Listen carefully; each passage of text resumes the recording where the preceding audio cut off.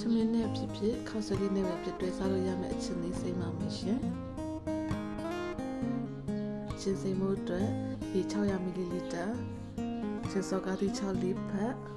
တကြားလက်ဖေးစွန်းနဲ့5စွန်းစားလက်ဖေးစွန်းနဲ့10စွန်းထည့်ပြီးပွက်စွန်းတဲပါမယ်ရှင်9 မိနစ်လောက်တဲပြီးလို့ရှင်တော့အေးခန့်ထားပါမယ်ချင်းစိမ့်မဲ့ငရုတ်သီးရဲ့ကြက်သွန်ဖြူရဲ့ကြက်သွန်နီရဲ့ကိုပလင်းတစ်လုံးနဲ့ထည့်ပါမယ်ခုနအေးခန့်ထားတဲ့ချင်းရည်လေးတွေကိုလောင်းထည့်လိုက်ပါမယ်ရှင်အဲ့ဒါဆိုရင်တော့အချင်းလေးရပါပြီ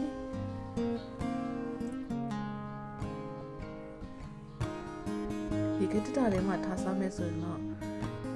တစ်ပတ်လောက်ထားခံပါလိမ့်ရှင်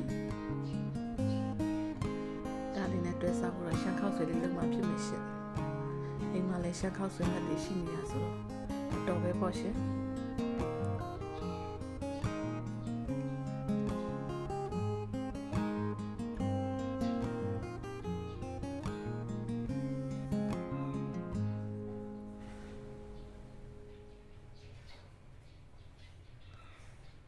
စီချက်ချက်သွန်ဖြူစီချက်နှမ်းစီချက်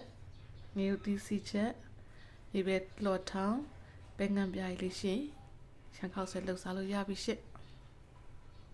ဒီလိုလေးပြင်ဆင်ပါတယ်